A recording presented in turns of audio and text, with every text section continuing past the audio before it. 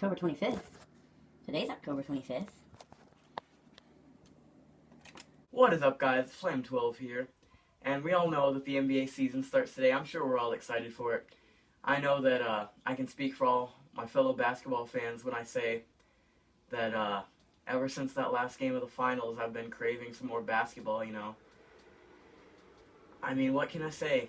There's a lot of moves in the offseason. As you can tell, I'm a big New York Knicks fan. We had a lot of moves, acquiring like Derrick Rose, Courtney Lee, Joakim Noah, even Brandon Jennings.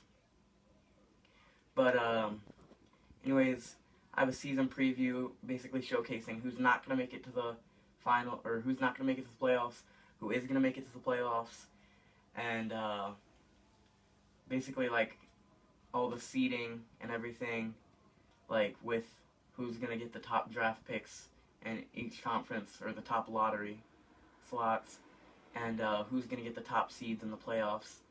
So without further ado, let's get right into it. So we're starting off with the Western Conference, and taking the 15th spot, well, worst spot in the conference, is the Los Angeles Lakers. They were subpar last year, worst in the conference, I believe, and they didn't do much to improve. They signed people like Luol Deng, Timofey Mozgov. They drafted Brandon Ingram, and that's an improvement for sure. But I don't even know who's going to be starting between Brandon Ingram and Luol Deng. They spent too much money, didn't do a lot of improving, and they're just not going to go anywhere with it. Next off, we have the Denver Nuggets, and without being terrible, they just don't have a lot of assets. They have like Emmanuel Mudiay, Danilo Gallinari, Nikola Jokic, but they just don't really have enough assets to be a playoff team or even a good team, which probably is good because you don't want to get stuck in the middle of the NBA without a lottery pick and without a playoff spot. It sucks to be around there, like around 9th, 10th, 11th seeds, or the bottom of the playoffs, like 6th, 7th, 8th, with no chance. But not too much about the Nuggets. Next up, we have the Utah Jazz, and while they have some decent players, like Gordon Hayward, although he's hurt, Derek Favors, Dante Exum, I think he's coming back, and they acquired Joe Johnson in the offseason. I just can't see him going anywhere. The Western Conference isn't bad. I mean, neither conference is bad, but the Western Conference in the past few years have had better teams with better records than the Eastern Conference. And they're just going to get stuck so far down here, even though they have some valuable assets. Next up, which may surprise you, we have the Dallas Mavericks. And while they've been a playoff team for the past few years, they lost Chandler Parsons, who, in fact, played a big part in their team.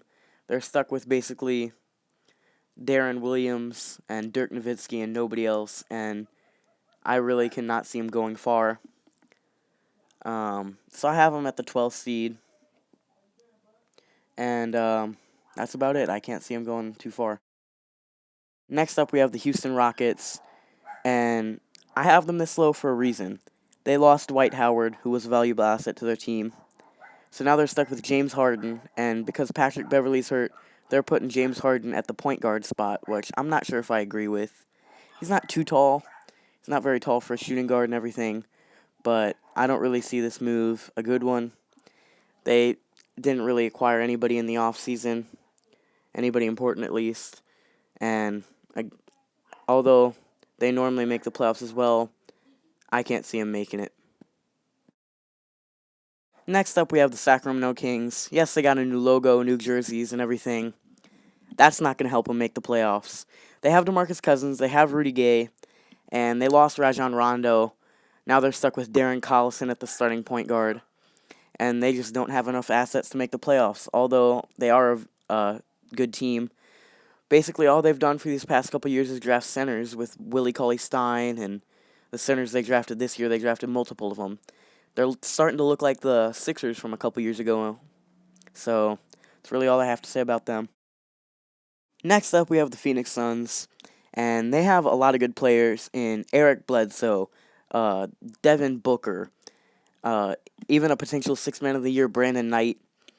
They have some other above average players like PJ Tucker, Alex Len, but all the other teams that have made the playoffs in this conference are superior to them in my eyes. Even though they have a potential Rookie of the Year candidate in Dragon Bender, I don't really see him doing that good. I can't see him being another Kristaps Porzingis or Dirk Nowitzki or anybody like that. So that's all for them. Now on to the Eastern Conference. At the bottom of the Eastern Conference, I do not have the Philadelphia 76ers. I have the Brooklyn Nets. And they really don't have anybody. They don't have Thaddeus Young anymore.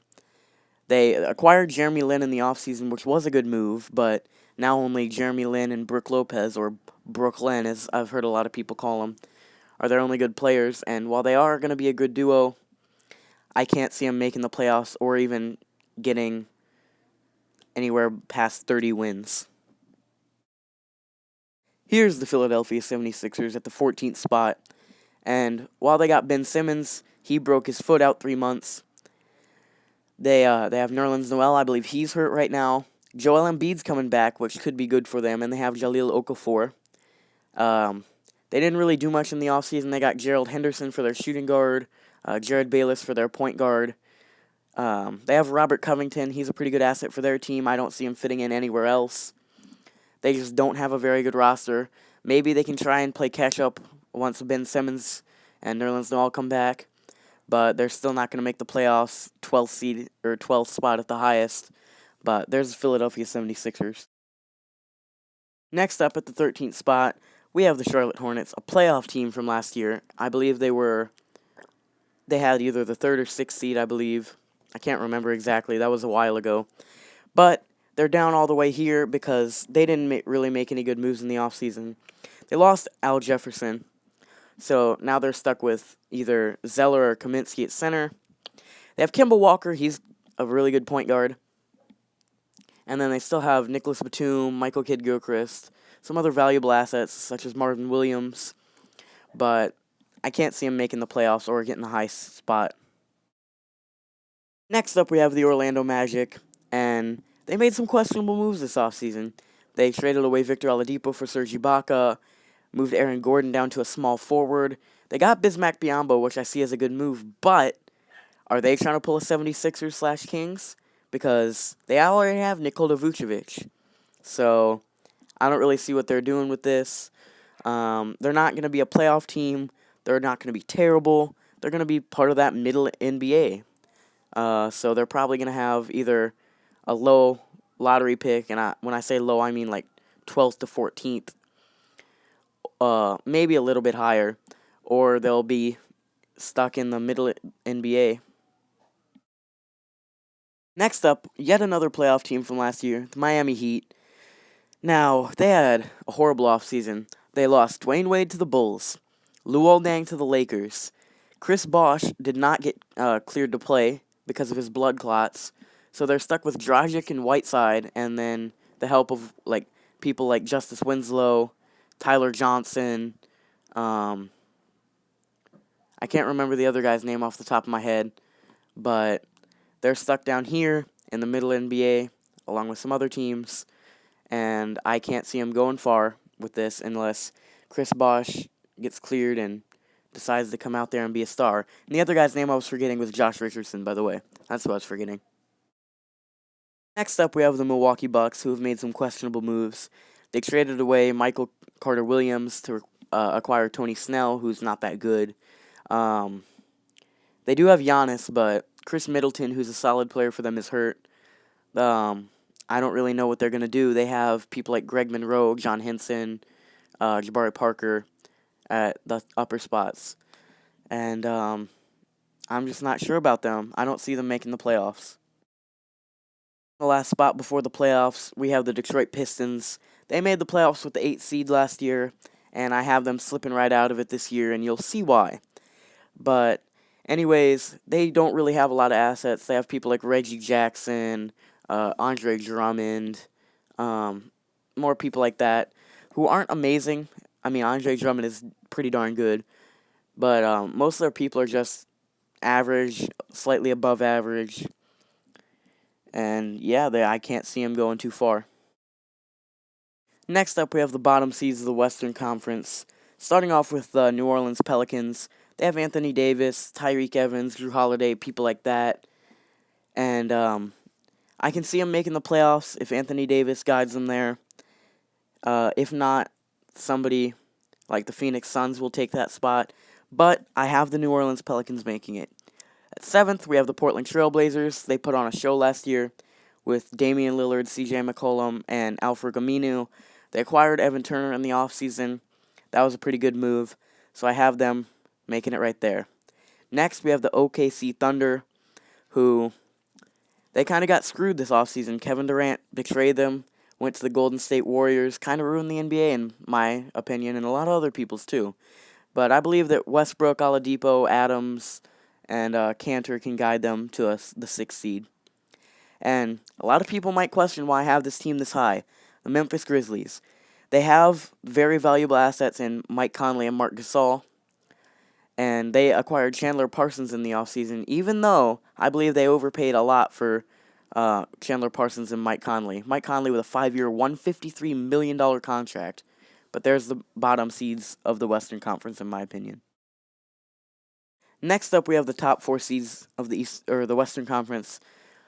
Number 4, Minnesota Timberwolves. A lot of people might question this. They have Cat. He's showing signs of being a superstar. Andrew Wiggins is really good. They drafted Chris Dunn, who's in Rookie of the Year talks. They have Zach LaVine, who can fly. And I believe they have the assets and the depth to make it. Next up, we have the San Antonio Spurs. I mean, Tim Duncan retired, but was he really putting on a show for them anymore anyway? He was old. Out with the old, in with the new. They still have Kawhi Leonard, LaMarcus Aldridge, Tony Parker, I do not like Tony Parker. He flops way too much. I just don't like him. He's not bad, but I don't like him. Danny Green, Manu Ginobili. That's valuable assets for them that can guide them to the 3rd seed. Next up, we have the Los Angeles Clippers, and a lot of people aren't putting the Clippers this high. I am, because Chris Paul, Blake Griffin, DeAndre Jordan, J.J. Redick, Jamal Crawford, the 6th man of the year. Need I say more? Didn't think so. Next up, we have the Warriors, Curry, Clay, KD, Draymond Green, and a good 6th man in Andre Iguodala. That's really all I have to say, isn't it? They went 73-9 last year, lost in the finals, but I believe in them this year. Even though I hope they lose, because I don't want Kevin Durant to win a ring, nor do I want David West to win a ring, because they're ring chasers. But they're going to get the 1st seed of the East. Why do I keep saying the East? The West. They're going to make it to the finals. Now we have the bottom 4 seeds of the Eastern Conference. In at number 8, we have the Chicago Bulls. They acquired Rajon Rondo. They acquired Dwayne Wade. They moved up Jimmy Butler to small forward. I believe he's tall enough to play it. They have Taj Gibson or Nikola Mirotic, and then Robin Lopez at the big men, which they're struggling on because they lost Pau Gasol and Joakim Noah. They have Michael Carter-Williams who at 6th man, who they just acquired, or Nikola Mirotic, Taj Gibson, whoever they want to stick there. And they have some depth, enough depth, I believe, to make a playoff spot this year.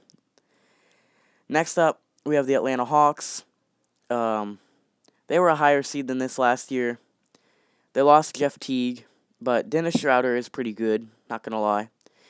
They lost Al Horford, but they did acquire Dwight Howard, and that's really all there is to it. At number 6, we have the Washington Wizards.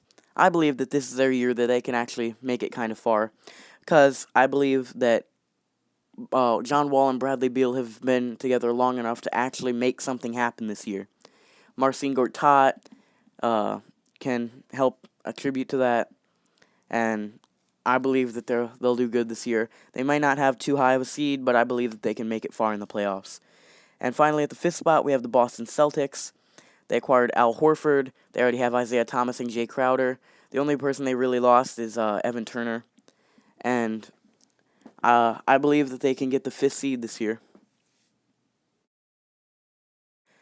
And finally, we have the top 4 seeds of the Eastern Conference. Clocking in at number 4, we have the New York Knicks.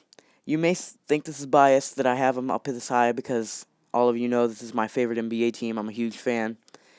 But we got Derrick Rose, Courtney Lee, Joakim Noah, Brandon Jennings. We already have Melo and Kristaps. I believe in us. We're going to go far this year. Next up, we have my second favorite team, which many of you may not know, is the Toronto Raptors. And Kyle Lowry, DeMar DeRozan, Jonas Valanciunas, and DeMar Carroll, I believe, can take them far like they have in the previous years, give them a high seed in the playoffs. Only people they really lost were Bismack and Luis Scola, but as they were somewhat valuable assets, they didn't mean that all that much. Next up, we have the Indiana Pacers at second seed, and this may be higher than a lot of people will rank them, but, I mean, come on. Paul George, Jeff Teague, Al Jefferson, Miles Turner. Come on, man. You gotta have them this high. They're gonna be a really valuable team this year. Finally, everybody expected it, the Cleveland Cavaliers. Come on, man. Kyrie Irving, J.R. Smith, LeBron James, Kevin Love, Tristan Thompson. This is one of the best teams in the NBA. Number 1 or 2. They have a lot of valuable assets. They're always number 1 in the East ever since LeBron came back. And they're going to go far. They're probably going to make it to the finals again this year. And if it's, let me just make the statement now. If it's Cleveland versus Golden State, I want Cleveland to win. Because I don't want Kevin Durant to win a ring. I don't want Golden State to win the finals this year. So thank you all for watching, everybody. It's been DeFlame12. I hope you enjoyed the video. Happy NBA season. Happy opening day. Peace out, everybody.